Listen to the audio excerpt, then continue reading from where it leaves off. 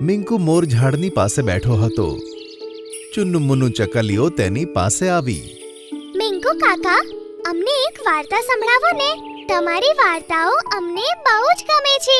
સારું બાળકો, હું તમને એક એવી વાર્તા સંભળાવું છું જેનાથી તમને ખબર પડશે કે ક્યારેક ક્યારેક ડર પણ આપણા માટે સારો હોય છે. તો સાંભળો. એક પોપટ હતો જેનું નામ હતું ચિરકુટ. પણ જ્યારથી તે જન્મ્યો હતો ત્યારથી તેની એક જ મુશ્કેલી હતી. શું મુશ્કેલી હતી કાકા? અરે ધીરજ રાગ, બતાવું છું. બહુ બોલે છે, વચ્ચે ટોક્યા ના કર. હા, મેં તેને કહ્યું છે, જ્યારે કાકા વાર્તા કહે ત્યારે વચ્ચે નહીં બોલવાનું.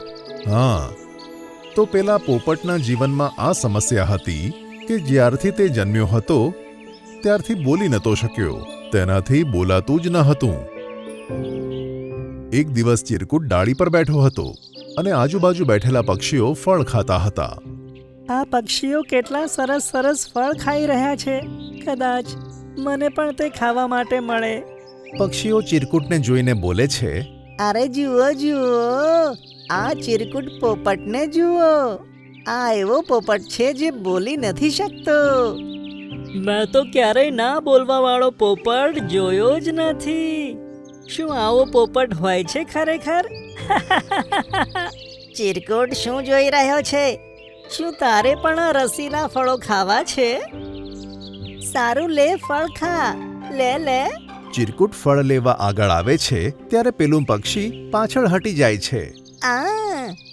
આટલી જલ્દી પણ શું છે ચિરકુટ? ચાલ, ગાવાનું તો ગાઈને બતાય. સાંભળ્યું છે તારું ગળું તો ખૂબ જ સુરીલું છે.